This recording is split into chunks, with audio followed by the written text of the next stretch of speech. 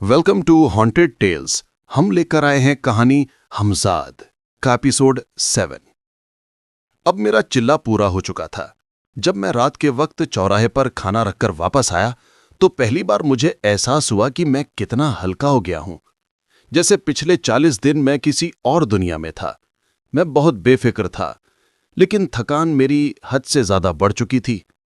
मेरे पैर, मेरी कमर, मेरे हाथ सब ढीले पड़ चुके थे। लेकिन दिल के अंदर एक अजीब सी खुशी थी, एक गर्व जैसा एहसास था। मैंने वो कर दिखाया था जो लाखों में से कोई एक ही कर पाता है। मैं जैसे ही कमरे में आया देखा असलम गहरी नींद में सो रहा था। बेचारा पिछले 40 दिन मेरे लिए भागदौड़ करते करते थक गया था। खाना लाना, मेरा ध्यान रखना, वो सब उसने बिना किसी शिकायत के किया।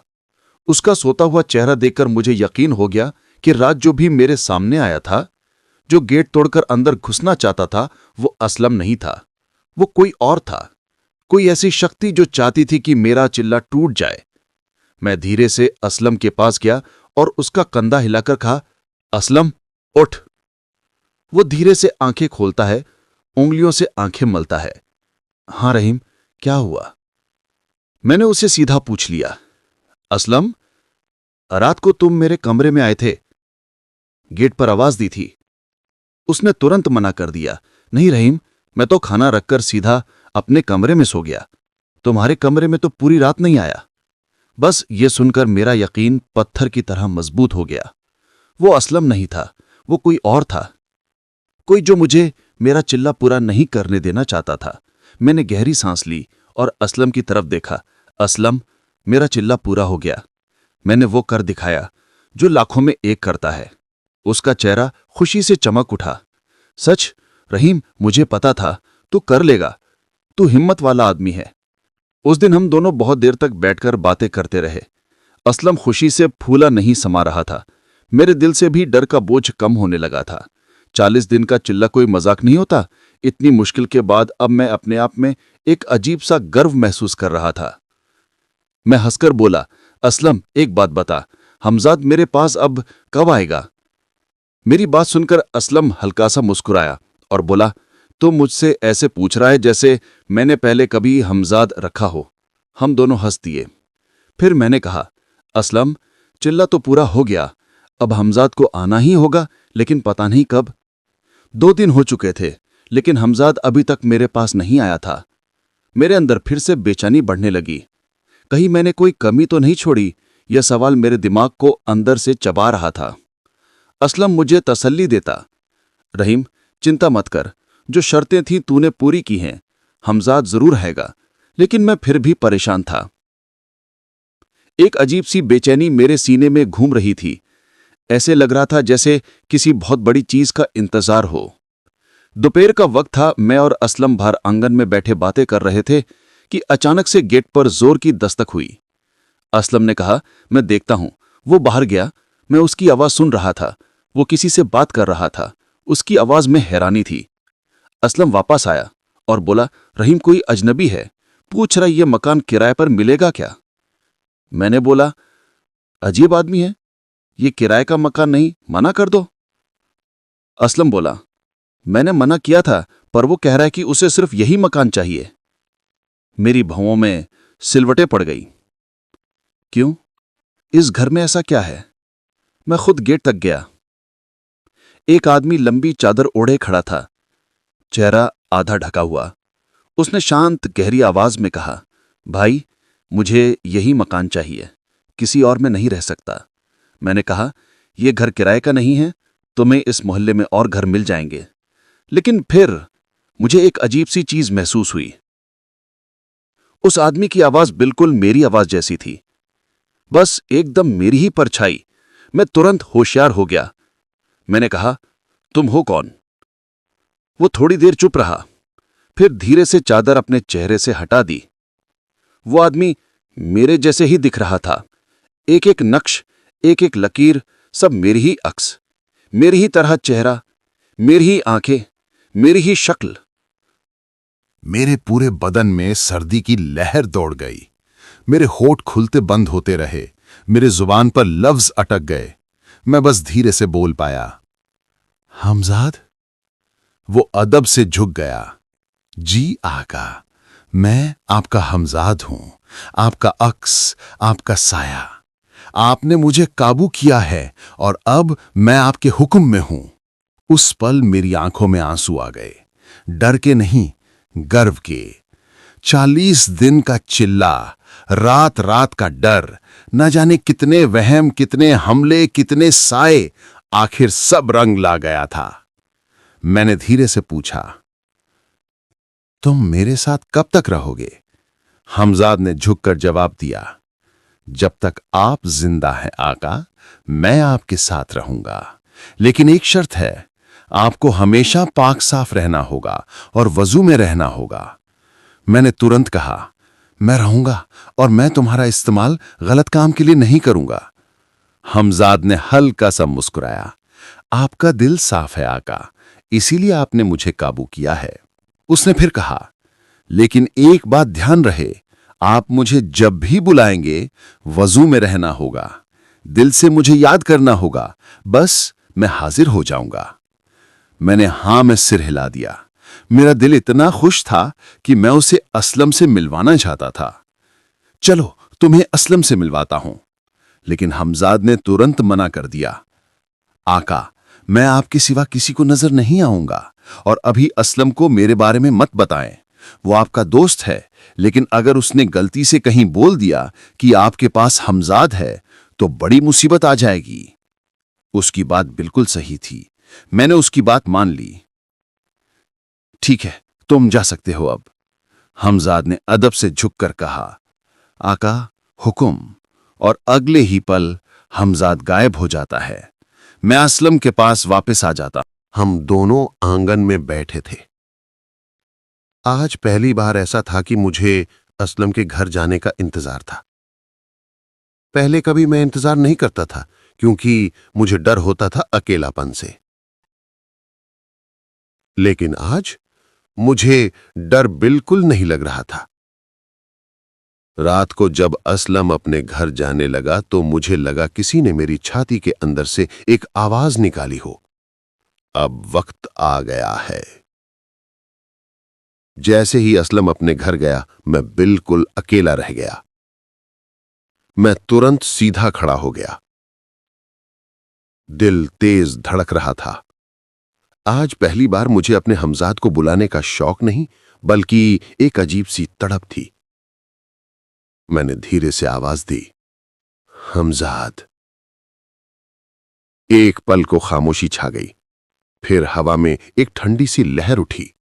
फिर अचानक से मेरे सामने एक परछाई सी बनी और वो धीरे धीरे इंसानी शक्ल लेने लगी। हमजाद, मेरा हमजाद। वो अदब से झुककर बोला, आका, हाजिर हूं। उसकी बात सुनकर मेरे चेहरे पर एक अजीब सी मुस्कान फैल गई। मैंने कहा, हमजाद, मैं तुम्हें पाकर बहुत खुश हूं।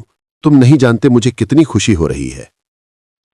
हमजाद ने सीधी आंखों में देखकर कहा, आका, आप खुश हो यही मेरे वजूद का मकसद है। आप हुक्म करें। मेरी सांसों में हल्का सा बूझ था। कुछ बातें मेरे दिल में कब से दबी हुई थीं। मैं बस इतना कह पाया, मुझे अपने भाइयों के बारे में जानना है। हमजाद ने सर झुकाकर कहा, कौन से भाई के बारे में आका? मैंने कहा, मेरा बड़ा भाई जो शहर छोड़कर चला गया था, मुझे उसकी हालात का पता लगाना है। हुक्म आका। ये कहकर वो पल भर में गायब हो गया। कुछ वक्त बाद हमजाद फिर हाजिर हो गया। वो बिल्कुल शांत था, लेकिन उसकी आंखों में जैसे हर राज लिखा हुआ था। आका, मैं सब देख कर आया हूं। मैंने सांस रोककर पूछा, मेरे भाई के हालात कैसे हैं? हमजाद ने कहा, आपके भाई बहुत अच्छी हालत में हैं। उनके एक बेटा और एक बेटी भी हैं। उनके पास पैसा भी है, सुकून भी और जिंदगी का हर आराम भी। लेकिन मैं तुरंत बीच में बोल पड़ा, लेकिन क्या? हमजाद ने हल्की सी सांस लेकर जवाब दिया, लेकिन आपका भाई पूरी तरह अपनी बीवी और ससुराल के कब्जे में है। वो उन्हीं की बात सुनते हैं। आप उनके लिए कोई अहमियत नहीं रखते आका। मेरे दिल में जैसे किसी ने तीर चला दिया हो। मैं चुप हो गया। हमजाद मेरी आंखों में देखकर बिल्कुल सच कह रहा था। मैंने धीरे से कहा, ठीक है, तुम जाओ, मेरे दूसरे भाई के बारे में पता लगाओ। जो हुक्म। और फिर वो वापस गायब हो गया। इस बार मेरे पैर ठंडे पड़ गए, मेरे होंठ सूख गए। मुझे अंदाजा हो गया था कि जो सच पहले भाई के बारे में सुना वो दूसरे के बारे में और ज्यादा चुभेगा। थोड़ी देर में हमजाद दोबारा नजर आया। उसने कहा, आका, मैंने आपके दूसरे भाई को भी देखा, वो बिल्कुल ठीक हैं, उनकी हालत भी अच्छी है, उनके घर में कोई तंगी नहीं है। वो बस आपको अपनी हालत गलत बताते हैं ताकि आप उनसे पैसे ना मांगे। वो बीमार होने का नाटक कर रहा था। सब कुछ उसकी बीवी के कहने पर हुआ। मेरा दिल नीचा हो गया, आंखों में आंसू आते आते रुक गए। तो ये था असली सच। उन लोगों ने मुझसे रिश्ता तोड़ दिया क्योंकि मेरे पास पैसे नहीं थे। मेरे गले में कुछ अटक गया। मैं बहुत देर तक कुछ नहीं बोल पाया। फिर आखिर में मैंने धीरे से कहा, हमजाद, मुझे पैसा चाहिए। हमजाद ने पूछा, कितना पैसे आका? मैंने कहा, बहुत ज्यादा, इतना कि मैं अपनी जिंदगी अच्छे से जी सकूं, अपने ऐश पूरे कर सकूं। अब मुझे किसी के आगे हाथ नहीं फैलाने। हमजाद ने बस एक बार सर झुकाकर कहा, जो हुक्म मेरे आका। फिर वो पल भर में गायब हो गया। मैं कमरे में बैठा हुआ बस सांस ले रहा था। मेरे दिल में एक अजीब सा भूख जैसा एहसास था, जैसे मैं सालों से भूखा था, प्यार का, इज्जत का और पैसों का। अचानक कमरे का दरवाजा हल्का सा हिला, फिर हवा में एक परछाई सी उभरी और हमजाद वापस आ गया। इस बार उसके हाथ में एक बड़ा सा थैला था। वो मुझे देकर बोला, आका, ये पैसे आपके हैं। मैंने जैसे ही थैला खोला, मेरे होश उड़ गए। उसमें इतने सारे पैसे थे कि मैंने जिंदगी में कभी नहीं देखे थे। नोट ऊपर तक भरे हुए थे। एक पल के लिए तो मुझे यकीन ही नहीं हुआ। मैं थैला दोनों हाथों से पकड़कर बैठ गया। मैंने धीरे से कहा, इतने पैसे? मैं तो इससे घर बदल सकता हूं, अपनी जिंदगी पूरी बदल सकता हूं। हमजाद ने मुस्कुराकर कहा, आका, अब आपके पास वो सब है जो आप चाहते थे। मैं पैसे देखते देखते सोच में पड़ गया। अगर मैं घर को पूरा नया बना दूं तो मोहल्ले वाले शक करेंगे, लोग सवाल करेंगे, बातें करेंगे। अचानक रहीम के पास इतना पैसा कैसे आ गया? ये बात मेरे लिए मुश्किल हो जाएगी। इसलिए मैंने फैसला किया, मैं अपना घर बदलने वाला काम अभी नहीं करूंगा। मैंने पैसे का एक हिस्सा निकालकर खरीदारी के लिए रखा, खाने पीने का सामान लाया, घर की जरूरतें पूरी की और बाकी सारे पैसे अलमारी में रखकर ताला लगा दिया। थोड़ी देर में जब मेरे पास सब सामान आ गया, मेरे अंदर इतना सुकून था कि मेरी आंखें खुद ब खुद बंद होने लगीं। मैं बेड पर लेट गया। खुशी इतनी थी कि नींद मेरी आंखों से दूर थी, लेकिन फिर भी पता नहीं कब मैं सो गया। मैं बहुत गहरी नींद सो रहा था कि अचानक गेट जोर जोर से बजने लगा। मैं होश में आया, आंखें मलकर उठा। फिर बाहर से आवाज आई, रहीम, रहीम, दरवाजा खोलो। ये असलम की आवाज थी। वो मुझे पुकार रहा था। जैसे ही मैंने गेट खोला, सामने असलम खड़ा था। उसका चेहरा बिल्कुल उदास, परेशान और थका हुआ दिख रहा था। मैं एक पल के लिए रुक गया, क्योंकि असलम हमेशा हंसमुख रहता था, हंसकर बात करता था, लेकिन आज वो बिल्कुल बदला बदला सा लग रहा था।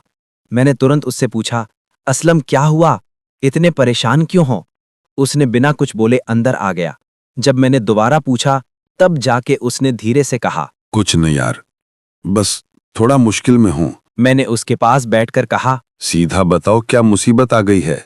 तुम्हारी हालत देखकर तो लग रहा है कोई बहुत बड़ी बात है। उसने कहा, अरे रहीम, तुम तो जानते ही हो, मेरा रिश्ता बचपन से चचा की बेटी शाहीन से हो रखा है। हम दोनों को सब लोग हमेशा एक साथ ही सोचते आए हैं। माँ बाबा ने भी सोचा कि चचा को याद दिला दिया जाए, क्योंकि अब मेरी शादी की बात चल रही थी। उसकी आंखों में दर्द था जो छुपा नहीं पा रहा था। असलम, फिर? मैंने हल्की सी आवाज में पूछा। फिर क्या रहीम? असलम बोलने लगा। माँ बाबा चचा चाची के घर गए।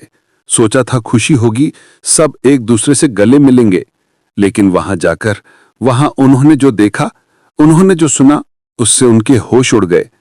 चचा ने कहा कि शाहीन की तबीयत कुछ दिनों से ठीक नहीं। वो अजीब अजीब हरकतें कर रही है। कभी हंसती, कभी रोती, कभी चीखती, कभी चुपचाप दीवारों को देखते रहता है, और कभी कभी तो दौरे पड़ते हैं जैसे कोई उसके जिस्म में घुसकर उसे हिला रहा हो। मैं एक पल के लिए चुप हो गया। मेरे अंदर हल्की सी घबराहट बैठ गई। मैंने असलम का चेहरा देखा, वो सच में टूट चुका था। उसने माँ बाबा की मजाक उड़ाई है, कभी उन पर हंसती है, कभी उन्हें इग्नोर करती है, कभी उन्हें पहचानने से इनकार करती है, यहां तक कि उसने माँ बाबा से बदतमीजी तक की है। वो शाहीन जो एक मुस्कुराहट से घर रोशन कर देती, उसके मुंह से ऐसे लफ्ज मैं सोच भी नहीं सकता। मैंने उसके कंधे पर हाथ रखा। असलम थोड़ा सोचा। लगभग कोई 1.5 महीना हो गया। तब वो बिल्कुल ठीक थी। हंस मुस्कुराकर बात करती थी, मुझे देखकर शर्माती थी, नॉर्मल थी। मैंने उलझन में कहा, तो फिर ऐसा क्या हुआ कि 1.5 महीने में ही इतना बड़ा बदलाव आ गया? असलम ने जोर से सांस ली। पता नहीं। मैंने कहा, किसी मौलवी, पीर या बाबा को दिखाया? असलम ने सिर झुकाकर कहा, हां, चचा चाची ने सब जगह दिखा लिया, लेकिन सबका एक ही जवाब, इस पर बुरा साया है जो उतर नहीं रहा। मैंने सीधा पूछा, असलम, तुम चाहो तो मैं शाहीन से मिल सकता हूं। शायद मैं कुछ समझ पाऊं, शायद कोई रास्ता निकल आए। असलम ने तुरंत सर उठाकर मुझे देखा। उसकी आंखों में एक छोटी सी उम्मीद चमकी। रहीम, क्या तुम मेरे लिए ये कर सकते हो? मैंने कहा, हां बिल्कुल, तुम मुझे उसके यहां ले चलो। अगले दिन वो मुझे शाहीन के घर ले गया। घर बहुत पुराना था। दीवार में दरारें, छत से प्लास्टर उतर रहा था, दरवाजा आधा टूटा हुआ। गरीबी एक एक चीज से झलक रही थी। मैं खामोशी से अंदर गया। शाहीन के पापा बैठक में बैठे थे। असलम ने उनका परिचय कराया। मैंने उनसे सलाम दुआ की और कहा, मैं असलम का दोस्त हूं। असलम ने मुझे शाहीन के बारे में बताया। मेरे एक दूर के रिश्तेदार हैं जो इन सब चीजों का इलाज करते हैं। अगर आप इजाजत दें तो मैं ये बात पूरी करता, उससे पहले ही शाहीन की अम्मी गर्म हो गई। उनके चेहरे पर गुस्सा जैसे फूट पड़ा। हमारा घर कोई तमाशा नहीं है, हम पहले से ही परेशान हैं, और तुम लोग यहां हमें और जलील करने आए हो। मैं हैरत में पड़ गया। मैं तो उनकी मदद करने आया था। चाची की आवाज थी, हमने असलम की अम्मी को भी कह गया है कि अपने बेटी की शादी कहीं और कर ले। हमारी बेटी की दिमागी हालत ठीक नहीं है, ऐसे में शादी कैसे करे? उनके लफ्ज तीर की तरह दिल में लगे। मैंने संभलते हुए पूछा, चाची जान, शाहीन की हालत ऐसे कैसे हो गई? 1.5 महीने पहले तो बिल्कुल नॉर्मल थी। शाहीन की अम्मी की आंखों में आंसू भर आए। वो रोने लगी। एक दिन वो छत पर कपड़े फैलाने गई थी, लेकिन जैसे ही नीचे आई वो बदल गई, एकदम से बिल्कुल बदल गई। अजीब सी हरकतें, अजीब सी नजर, अजीब सी बातें। अगले दिन बुखार चढ़ गया। उसके बाद से तो जैसे हमारी शाहीन, हमारी बेटी कहीं खो गई। मैं सोच में पड़ गया। कुछ तो गलत था, कुछ ऐसा जो समझ नहीं आ रहा। मैंने संभल कर कहा, चाची, एक बार, सिर्फ एक बार शाहीन से मिलने दीजिए। मैं कुछ भी गड़बड़ नहीं करूंगा, बस देखना चाहता हूं। शाहीन के पापा अचानक गुस्सा होकर खड़े हो गए। बस, तुम क्या हकीम हो, बाबा हो, पीर हो? क्या समझते हो अपने आप को? जाओ यहां से, हमें हमारे हाल पर छोड़ दो। उनकी आवाज इतनी कड़क थी कि असलम खुद घबरा गया। उसने मेरी तरफ देखा, जैसे कह रहा हो, रहीम, यहां से चले चलो। मैंने असलम को धीरे से कहा, असलम, अब हमारी बेइज्जती हो रही है। ये लोग अभी बिल्कुल सुनने के मूड में नहीं। चलो। हम दोनों वहां से शर्मिंदगी में उठाए। घर से बाहर आते ही असलम रो पड़ने के जज्बे में बोलने लगा, रहीम, अब क्या होगा? वो मुझे शाहीन से मिलने तक नहीं देते। आखिर ऐसा क्या हो गया एक लड़की को कि असलम को भी मिलने से मना कर दिया?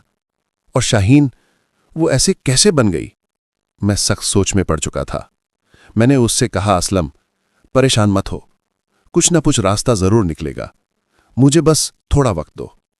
उस रात मैंने हमजाद को बुलाया। मैंने उसे पूरी कहानी सुनाई। शाहीन का अचानक बदल जाना, उसके दौरे, उसका अजीब बर्ताव, चाचा चाची का हम पर गुस्सा, असलम का टूट जाना, सब कुछ। मैंने हमजाद से कहा, शाहीन के बारे में पता लगाओ, सच क्या है, किस वजह से एक नॉर्मल लड़की अचानक ऐसी हो गई। हमजाद ने बस सर हिला दिया। फिर वो एकदम हवा में घुला और गायब हो गया। अंधेरा छाया हुआ था। मैं कमरे में अकेले बैठा था। इतने में हमजाद वापस आ गया और जो बात उसने मुझे बताई, हमजाद ने जो सच बताया वो ये था कि शाहीन बिल्कुल बीमार नहीं है, वो सिर्फ नाटक कर रही थी। ये सब पहले से सोची समझी साजिश थी जिसमें शाहीन और उसके माँ बाप दोनों शामिल थे। सच ये था कि शाहीन पर एक अमीर लड़का फिदा हो गया था। जब शाहीन के माँ बाप को पता चला कि वो लड़का बहुत रईस और पैसे वाला है, तो उन्होंने सोचा कि शाहीन की शादी उसी अमीर से करा देनी चाहिए। लेकिन शाहीन की बचपन में मंगनी असलम से हो चुकी थी, इसलिए उन्होंने एक चाल चलने का प्लान बनाया। उनका प्लान ये था कि शाहीन को बीमार बता दिया जाए। असलम के माँ बाप जब देखेंगे कि शाहीन को दौरे पड़ते हैं, वो बीमार है, तो वो खुद ही रिश्ता तोड़ देंगे और बाद में शाहीन की शादी उस अमीर लड़के से कर दी जाएगी। लेकिन जब शाहीन का रिश्ता उस रईस लड़के से आ रहा था, तो शाहीन के माँ बाप ने उससे कुछ दिन का वक्त मांगा था, क्योंकि असलम के माँ बाप से रिश्ता जल्दी तोड़ने से रिश्तेदारी खराब हो सकती थी। इसलिए शाहीन की बीमारी का नाटक रच दिया गया। हमजाद की बात सुनकर मेरे पैरों तले जमीन खिसक गई। मैंने हमजाद से कहा कि मुझे कुछ वक्त दो, मैं सोचकर बताऊंगा क्या करना है। मैं असलम के घर गया और उससे कहा, अपने चाचा चाची को बता दो कि हम रिश्ता तोड़ रहे हैं। लेकिन असलम ने कहा, यार रहीम यार, मैं शाहीन से दूर नहीं रह सकता, तुम मुझे मिलाना चाहता है या अलग करना। मैंने असलम से कहा कि तुम एक बार ये बात अपने माँ बाबा के जरिए अपने चाचा चाची के यहाँ कहलवा दो, शाहीन की शादी तुझसे ही होगी। जब असलम के चाचा चाची ने यह खबर सुनी तो वो हैरान रह गए कि इतनी जल्दी असलम के घरवाले खुद कैसे रिश्ता तोड़ रहे हैं। फिर मैंने हमजाद से कहा, अब जाकर मुझे उस रईस लड़के के बारे में सारी जानकारी लाकर दो, वो कौन है, क्या करता है। हमजाद ने कहा, जो हुक्म मेरे आका, और ये कहकर वो वहां से गायब हो गया। मैं कमरे में इधर उधर टहल रहा था। काफी देर हो चुकी थी, लेकिन हमजाद अभी तक वापस नहीं आया था। मैं उसका इंतजार ही कर रहा था कि अचानक से वो सामने हाजिर हो गया। उसने कहा, आका, मैंने पता लगा लिया है वो रईसजादा कौन है। वो नवाब असद है, बदायूं के नवाब का बेटा। हमजाद ने बताया, नवाब असद बहुत अय्याश और लड़कीबाज आदमी है। उसका तरीका ही ये है कि खूबसूरत लड़की को देखे, उससे मोह ले और फिर जब दिल भर जाए तो उसे घर से निकलवा देता है। शाहीन को भी वो कहीं देख चुका था, तभी उस पर लट्टू हो गया था। शाहीन भी उसकी दौलत और खानदान का नाम देखकर फिदा हो गई थी। हमजाद ने बताया, आका, अब जब असलम और शाहीन का रिश्ता टूट गया है, तो शाहीन ने ही उस नवाब को रिश्ता भेजने का पैगाम दिया है। नवाब असद बहुत खुश है। आज शाम को वो अपने रिश्तेदार चाचा को लेकर शाहीन के घर आएगा। शाहीन के माँ बाप पहले से तैयार बैठे हैं। मैंने पूछा, शाहीन के माँ बाप को असद की असली हकीकत पता है? हमजाद बोला, नहीं आका, उन्होंने बस उसकी दौलत के बारे में पता लगाया है, उसकी अय्याशी और गंदी आदतों के बारे में उन्हें कुछ पता नहीं। मैंने कहा, उन्हें सच्चाई पता चलनी चाहिए। शाहीन की शादी असलम से ही होनी चाहिए। असलम अच्छा लड़का है, शाहीन भी बुरी नहीं, बस लालच में अंधी हो गई है। हमजाद बोला, आका, नवाब असद ठीक नहीं है। जिस चीज से उसका दिल भर जाता है उसे वो अपने घर से बाहर फेंक देता है। हो सकता है शाहीन के साथ भी वही हो, और ये बात शाहीन के माँ बाप के लिए जिल्लत भरी होगी। मैंने कहा, हमें ये सारी सच्चाई शाहीन के माँ बाप के सामने लानी होगी, चाहे शादी के दिन ही पर्दाफाश क्यों ना करना पड़े। और तुम्हें नवाब असद के चचा को अपने काबू में करना होगा, ताकि शादी तय करने में कम से कम 1 महीना लग जाए। हमजाद हैरान होकर बोला, आका, मैं समझा नहीं। मैंने कहा, तुम उसके चचा को काबू में करोगे, जैसा मैं बोलूं वैसा ही करना। अब जाओ और शाम को अच्छी खबर लाना। हमजाद झुककर बोला, जो हुक्म मेरे आका, और गायब हो गया। शाम को जब हमजाद लौटा तो उसने कहा, आका, मैंने नवाब असद के चचा को काबू में कर लिया है। उस वक्त नवाब असद अपने चचा के साथ शाहीन के घर बैठा था। शाहीन के माँ बाप दोनों तरफ की बातें सुन रहे थे। सब लोग एक जगह जमा हो गए थे, और जब शादी की तारीख की बात आई, तभी नवाब असद के चचा, जो अब मेरे काबू में थे, खुद बोल पड़े, शादी 1 महीने बाद होगी। नवाब असद एकदम हैरान रह गया। वो तुरंत बोला, चचा, हम तो घर से तय करके आए थे कि शादी 8-10 दिन में करनी है, अब यहां आकर आप अपनी अलग राय क्यों दे रहे हो?